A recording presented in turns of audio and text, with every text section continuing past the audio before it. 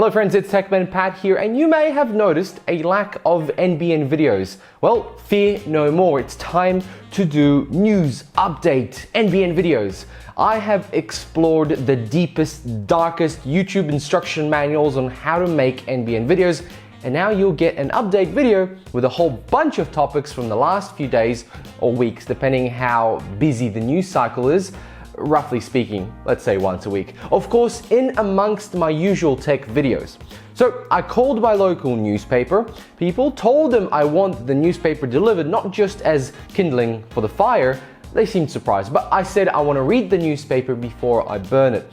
To add to that, I also have set up my TV to Fox 24/7 News, throwing out the remote, knowing full well this is all I need to get my real, not fake news. But I remembered we also have a radio in the house, so I broke the knob on the radio, leaving it on 7:20 AM. So here is what we have this week. NBN Co is set to give existing 100 megabits users a performance boost from September, which is a little while away, so hold back on the excitement, but while exploring ways to introduce a cut-priced 100 megabits per second product. To me, that makes a little bit nonsensical type of thing. How do you expect to improve the speed and at the same time cutting costs? Could it be that they have finally realized that it's all too expensive with not that great value? This is of course to encourage as many people to move to the 100 megabit speed to increase profits for all involved, and to be honest, maybe a chance at better speeds. However, most lines can't hit 25 megabits, so it's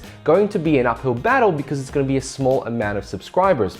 In any case, the result will be current 100 megabits customers will notice a slight increase in speed with no price change, because when is the last time a bank passed on a discount after the Reserve Bank lowered interest rates? No, honestly, I really want to know. I know some banks do, but most of the big ones just raise them again.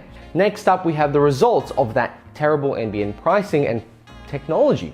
The Australian National Audit Office has reported there will be a $20 billion hole burnt in the national budget by the NBN Co outfit. Looking at projections, they're not just going to be met. The loans that were handed to the NBN Co look unlikely to be repaid at all. NBN Co will not be meeting its financial projections, and in a bid to lower pricing, this is going to be a challenge. It's highly probable that the $20 billion loan will get written off by the coalition. The best way NBN Co could start, and I mean start to dig their way out of the hole that they're in, is to discount the plans with the biggest margins to get more people on it.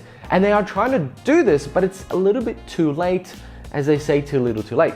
Should have started a lot earlier. Most companies that start a new product line want that product to end up in as many people's hands as possible, to almost flood the market, get people using it, and then raise the prices gradually. Think Netflix. To put some more numbers to this, NBN Co announced a revenue of $2 billion, but a net loss of $3.4 billion for the 9 months to March 31st, bringing in accumulated losses to $20.7 billion over the NBN's entire 10-year lifespan. The ROI on this project is just not good, but that's not to say this wasn't expected, because even with fiber to the door, while the potential of higher plans being sold is better, the project would have taken a long time before it started making money. So no matter what technology was used, this was going to be a money pit. It could have been a smaller money pit, but in any case. I want to also make one thing clear. I think the government building the NBN is a great thing. The execution, not so much, and that's probably the politics side of things. So you see, I'm pretty happy with my fiber to the node. After a bit of work, I got a decent speed. So don't get me wrong, we're getting good internet. It's just problematic. Next up, we have Huawei Australia's CTO David Soldani taking it to the NBN, calling them out and making sure everybody knows about it, at least those who care. The last mile responsibility is problematic. NBN Co doesn't want to pay, but more or less doesn't have the money to pay, so therefore they don't really want to start. Fiber to the node customers with ridiculously long copper cables in regional areas especially have nowhere to turn. The cost is prohibitive to do it themselves, and wireless is already overburdened. So NBN Co hasn't really made any headway in upgrading those wireless systems. So Mr. Saldani is calling for the NBN Co to give up their responsibility of the last mile and hand it over to mobile providers who could implement either 5G or even upgrade the copper lines themselves. I doubt they'll ever upgrade copper lines, but you know, something. The Good Samaritan steps in, knows that NBN Co is struggling to do this all by themselves. So Huawei wants a piece of the pie starting from the last mile, and it could be a great in. Before you know it, Huawei is the main provider. Now, look, that's just tinfoil hat talk. The more likely scenario is that the ACCC will jump in to do some sort of contracts and any mobile provider can attempt to service the last mile or wireless customers.